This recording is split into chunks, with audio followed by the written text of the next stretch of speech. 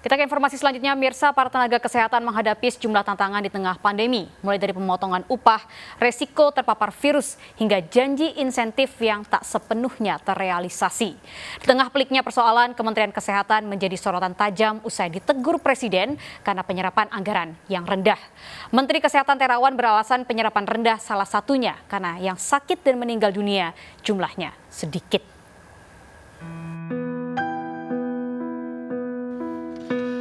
Sejumlah persoalan pelik dihadapi para tenaga kesehatan di Indonesia.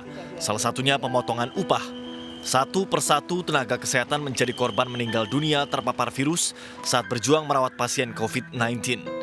Di sisi lain, sejumlah organisasi keperawatan mengeluhkan janji tunjangan insentif dari pemerintah yang nyatanya belum sepenuhnya terwujud atau baru sekitar 20% diberikan. Kementerian Kesehatan kini menjadi sorotan publik, terutama usai ditegur Presiden Joko Widodo pada rapat terbatas 18 Juni silam. Menteri Kesehatan Terawan Agus Putranto tak menampik penyerapan anggaran yang masih rendah. Di hadapan Badan Anggaran DPR, Terawan beralasan sebab penyerapan anggaran rendah termasuk pembayaran jasa rumah sakit karena dilakukan hati-hati untuk memperkecil resiko moral hazard. Pemberian insentif bagi tenaga kesehatan juga dilakukan hati-hati agar efektif dan dapat dipertanggungjawabkan. Terawan juga beralasan penyerapan kurang karena yang sakit dan meninggal dunia jumlahnya sedikit. Ya, kalau penyerapannya kurang berarti kan pasiennya kurang dikit. Santunan juga kalau penyerapannya kurang berarti yang meninggal sedikit.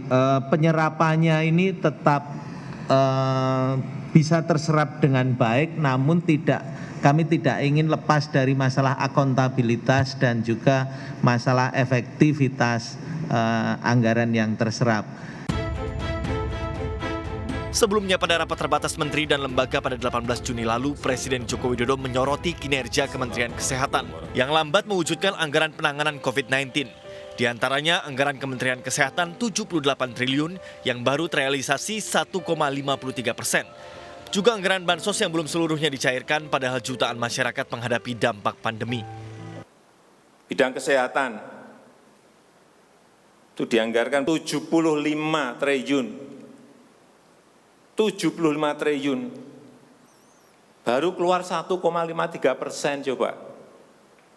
Uang beredar di masyarakat kerem ke situ semua. Segera itu dikeluarkan dengan penggunaan yang tepat sasaran. Presiden tegas menyatakan tak segan membubarkan lembaga atau mereshuffle menteri yang bekerjanya biasa-biasa saja. Saat ini anggaran kesehatan telah naik menjadi 87,55 triliun. Namun Kementerian Keuangan mencatat serapannya baru 5,12%. Tim Liputan iNews melaporkan.